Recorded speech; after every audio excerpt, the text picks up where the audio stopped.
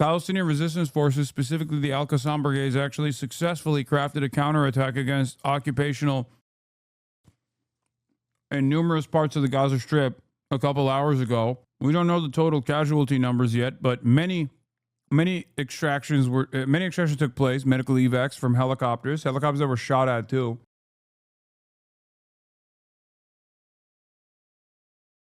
To the Middle East, where Israel has begun its operation to occupy Gaza City. Yeah, it'll be complicated, all right, as I covered earlier. Very complicated. Military has designated the whole area, in their words, a dangerous combat zone, and have suspended temporary pauses in fighting to allow people to get aid.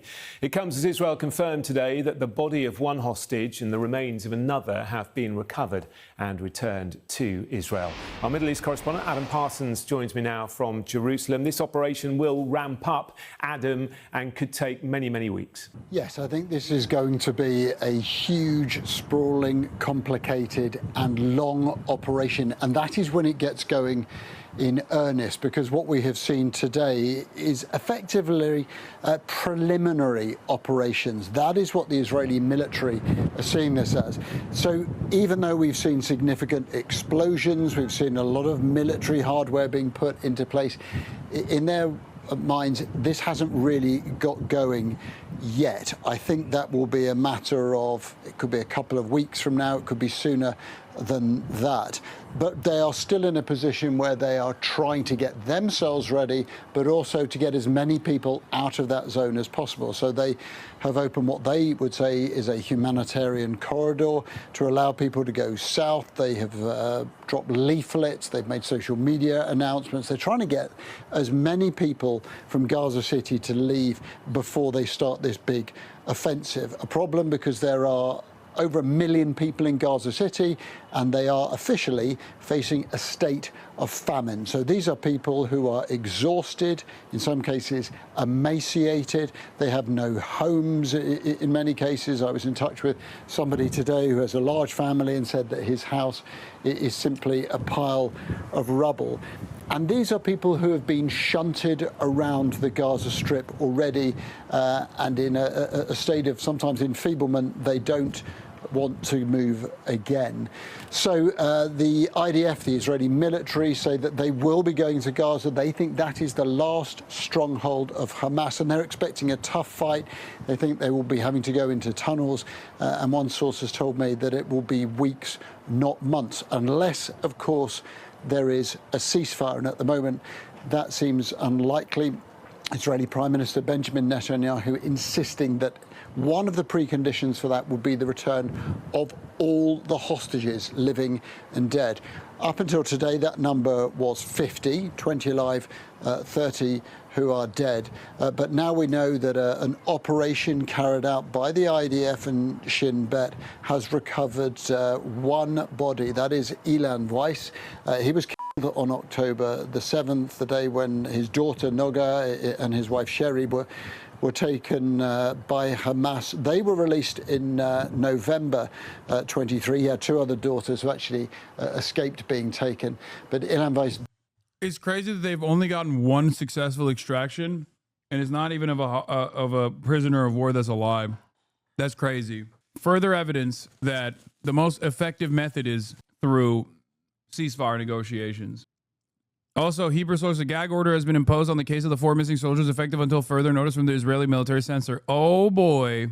Oh boy. Big news. Explain. I already did. Palestinian resistance forces, specifically the Al-Qassam brigades, actually successfully crafted a counterattack against occupational in numerous parts of the Gaza Strip a couple hours ago. We don't know the total casualty numbers yet, but many extractions took place, medical evacs from helicopters that were shot at too. We don't know the total number, but the Israeli government was potentially employing the Hannibal Directive against their own soldiers. As you know, the Hannibal Directive is when Israeli occupational force soldiers are captured as prisoners of war. The Israeli government will just kill them in an effort not to give a leverage position to the Palestinian resistance forces. Now they don't know what the deal is with the 4 Israeli soldiers. There was a search and rescue operation for them. Who knows? Because remember, if they simply them and don't take the bodies, then they don't have leverage. But what? Okay. But if they kill them and also maintain the bodies, or if they take them alive as prisoner, that's the best possible leverage point. All of a sudden, you have a lot more anger and resentment from Israeli society, a lot more pressure from Israeli society. Oh, yeah. Hannibal Directive is activated. Urgent. The Israeli army activates Hannibal Protocol to prevent the capture of prisoners during the attacks on the Olive neighborhood, by the way. The Goon platoon comes after. The Goon platoon is deployed after the Israeli soldiers themselves. Then they send in the Come Extraction Squad. What is the Hannibal Directive? The Hannibal Directive is the process in which the Israeli military would rather kill an Israeli soldier or an Israeli civilian, like on October 7, instead of letting them become a point of leverage, a bargaining chip in the hands of Hamas and the Palestinian resistance forces broadly. It's a real part of their military doctrine. I know I joke around a lot, but no matter how insane something sounds when I'm talking about it with respect to Israel, it's usually not even a joke. So, as of an hour ago, a fourth security incident is being reported on in Israeli media. Settler platforms, a fourth site in the Al Zaytun neighborhood witnessed a difficult security event. I'm pretty certain that this night has been unprecedented in scale thus far. The Al Qassam brigades have sent a very loud message to the occupation army. An occupation soldier reported hearing sounds of Al Qassam brigade fighters from communication devices. They were in possession of the missing soldiers in Al Zaytun neighborhood. The IOF has reportedly withdrawn from Al Zaytun after sustaining hours of gunfire. So they pushed back in Al Zaytun, and they most likely kidnapped, well, not kidnapped, but extracted as prisoners of war 4 Israeli occupational force soldiers. Remember, this comes after months and months of man-made famine. Turns out that you can shut off access to food into the Strip, but people still have a will to fight. Much to consider here. Yeah, the resistance is still strong and steadfast.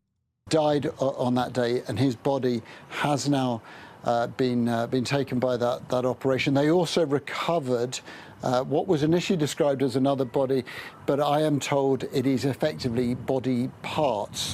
Those are now being examined, but it is considered that that is not a full body, which is why the Israelis say that they are still awaiting the return of 49 hostages. So now that count would now be 20 who are alive and 29 bodies. And we are, I think, at an important inflection point. There is still a huge groundswell in Israel pushing Mr. Netanyahu to try to negotiate a deal, to try to bring this war to a quick end.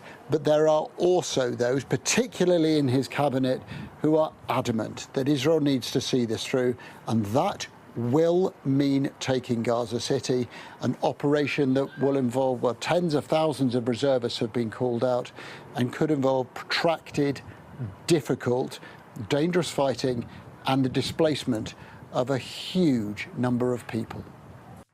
Sabrina Carpenter didn't just blow up overnight. This wasn't some lucky break or random viral moment. This was a... What the f- is this? Anyway, I got whiplash from Israel to Sabrina Carpenter. Okay, so did you see this? Scum tactics. An Israeli drone drops on Palestinians in one of the neighbors. Yes, I did. I did see that.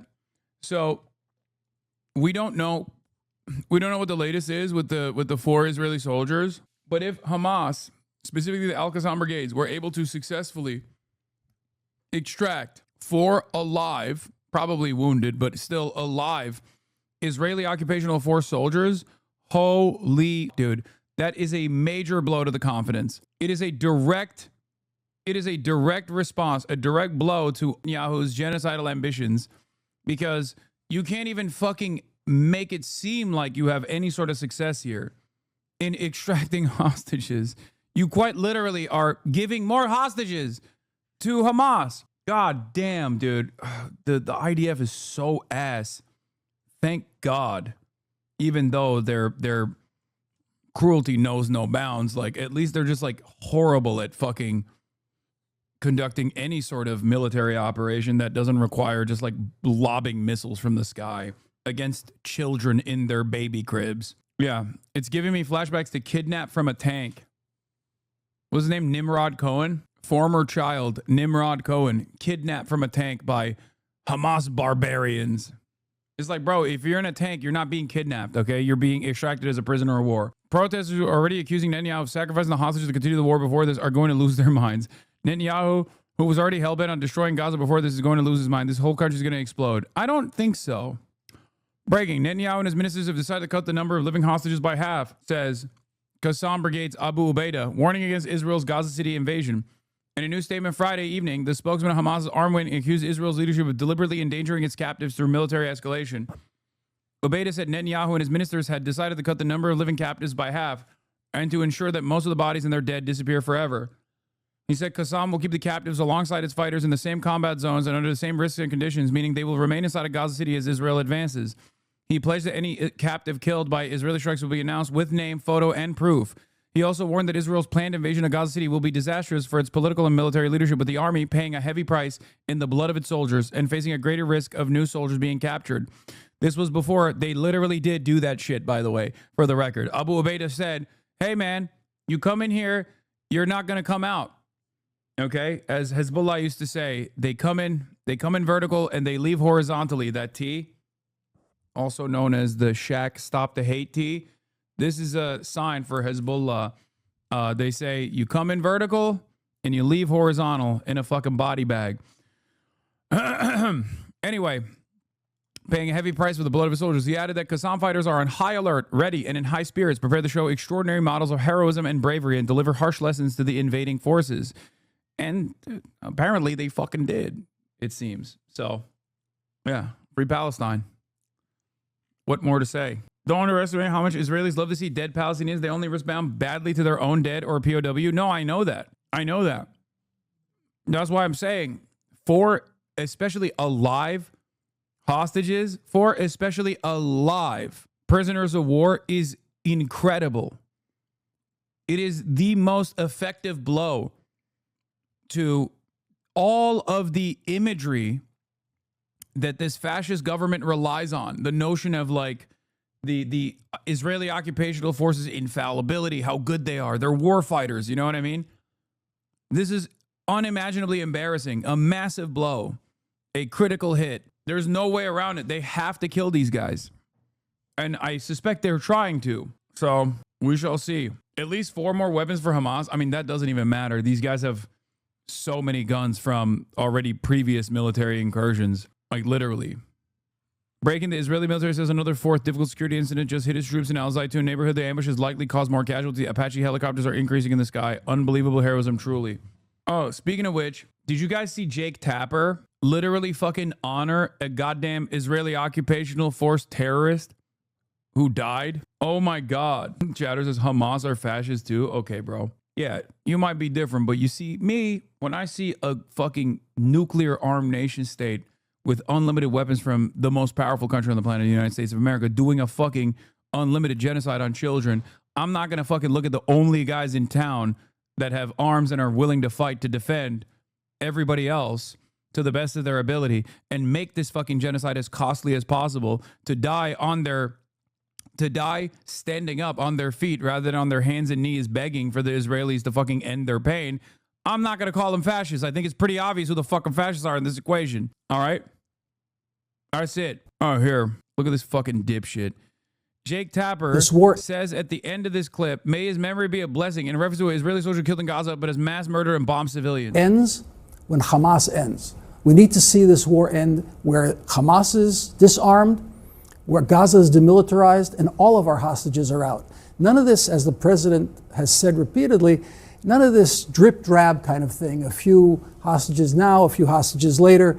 If we are not careful, what's going to happen is we're going to get a few hostages out now and we're never going to see the rest of the hostages again. Look, you got to ask yourself a question.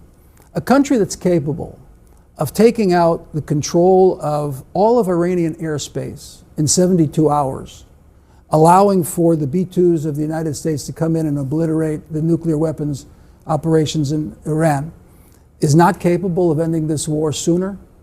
Of course we are, but it's because we're taking precautions that no other country has ever taken. He's saying we because he's the Israeli ambassador to the U.S., bro. Come on. I know it sounds confusing because the motherfucker sounds like he's just from Long Island, but other countries had to face a situation of 450 miles of terror tunnels under an area that's 24 miles long. We're dealing with a ghoulish, fiendish organization that's not only hiding behind civilians, but is using civilians as cannon fodder. They enjoy this. This is a death cult. They say this. You have to read their stuff. We do everything we possibly can. My own son was killed because we sent civilians. He went in on foot into Gaza and led the troops at the beginning of the war. oh no, dude, what? Oh shit, dude. So your son was participating in a baby murder scheme and got fucking owned in the process? Fuck, bro. God damn, that's so sad. That's so sad, dude. Hey, I have a fucking suggestion if you didn't want to hold that L, right? The L of having a dead son who died in the process of doing baby murder, doing genocide, okay? It's called Don't Fucking Do Genocide. I know, it sounds fucking crazy. It sounds crazy. I know. But like, don't fucking do genocide, dude. It's so simple. It's so crazy how simple this is. Oh, man. Oh, brother. Let's see what fucking Jake Tapper had to say. Or was killed when he went into a Hamas booby trap. If we were doing what we're being accused of doing, okay, maybe he'd be alive today. And so many of our soldiers that have died. Yeah, I can think of a different way that he could be alive today. Like, for example, this motherfucker's from like Ohio, okay? If you and your son were still living in Ohio and, I don't know, didn't participate in the genocidal army's genocidal occupation in the apartheid state doing a genocide, probably would have been alive. Just saying. Just saying. I have no fucking sympathy, by the way, for this dude who is using his dead son on television to continue advocating for a genocide. Just saying, I'm being super clear. I know he sounds so American. He's like, what do you mean? You're so ruthless, Hasan. You might be thinking in your mind. Okay? I just don't. This is no different to me than like a fucking neo-Nazi being like, yeah, we joined the neo-Nazi brigades to do fucking genocide, to do the Holocaust, and then my son died in the process. It's like, okay, well, you're a fucking piece of shit, and so was your son. And, sucks to suck. Hold this fucking L forever. Are being alive today. And the demonstrations you showed are only half of the demonstrations. The other half of the demonstrations are families of soldiers who are saying to the prime minister, you have to end this war with a defeat of Hamas because otherwise we're going back to October 6th. Before you go, Mr. Ambassador, the name of your fallen son? Moshe. Moshe. May his memory be a blessing. Oh, suck my dick, Jake. You didn't even have to ask that. You could have just let him fucking chirp. You already let him chirp. You don't have to like literally be like, oh, may his memory be a blessing. That's a Nazi, bro. What are we talking about? Yeah, all his son did is volunteer to engage in a genocide. Don't be mean, guys. Oh my God. Close enough. Guess what? Yaichel Leiter was born on the 1st of October, 1959 in Scranton, Pennsylvania. Oh my God. Turns out close enough. Not Ohio, but motherfucking Scranton, Pennsylvania. Same as Biden, by the way. You just gained a new op. Brother, the Israeli government broadly is my op. What do you mean? This guy works for the Israeli government. He is the Israel's ambassador. He was with the JDL. He was a JDL member. He is a Jewish Klansman, okay? The JDL is the Jewish KKK, okay? I don't give a fuck about him. Fuck him. He should not be on television. What are we talking about? He should be in prison. Fuck this guy. Ay, ay, ay, dude. Ay, ay, ay. It's so fucking annoying that we have to like play this song and dance. Like this motherfucker's not like, I am a Jewish Nazi and my son was a Jewish Nazi who died doing the Holocaust. And you got to sit there and be like, oh, fuck, man. I'm so sorry to hear that. Thank you for I being appreciate here that, today. Jake. Thank you so much. And I hope that the war ends soon. Like, I get it. You don't want to say that to his face. I don't know if I'd be able to muster up that statement myself either. But you don't have to have him on the broadcast, number one. And you certainly don't have to say thoughts and prayers to your fucking son. You're saying I would, but like, it's just rude. You know what I mean? It's a rude thing to do to someone. It's just like, even though you're not morally incorrect to do so, it just always feels a little weird. Okay, that's it. I'm just being very transparent with you. I'm being very honest. Like, I'm not. It's hard for me to be that rude to a person directly to their face. Why does Jake Tapper keep doing this? Wait, oh, this is from January 12th, 2024. Yeah. Great and breaking news. This morning, the U.S. Parole Commission ordered the full parole and immediate release of no supervision of Navy Lieutenant Rich Alknoise. Here he is, pictured with the family, reunited. Yeah, he killed 2 Japanese civilians in a car crash. He fell asleep with a wheel, by the way. And then the American government was like, bring him back. He did nothing wrong. He didn't kill humans. He killed Japanese. They're not human. We're American. He's American. Yeah, and he's a free man now. Yehuda says Yechiel lives in the West Bank as well. Not shocking, not confusing.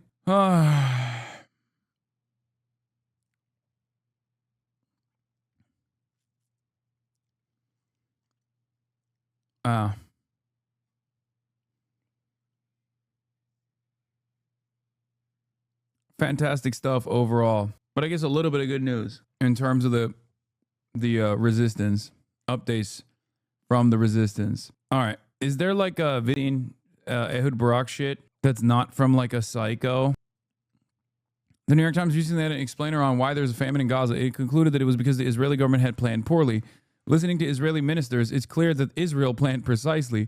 Breaking. Israeli Finance Minister Bezalel Smotrich. Water, electricity, and food must be cut off on the Gaza Strip, and those who don't die by bullets will die of hunger. Wow. I wonder what he could mean by this. I wonder.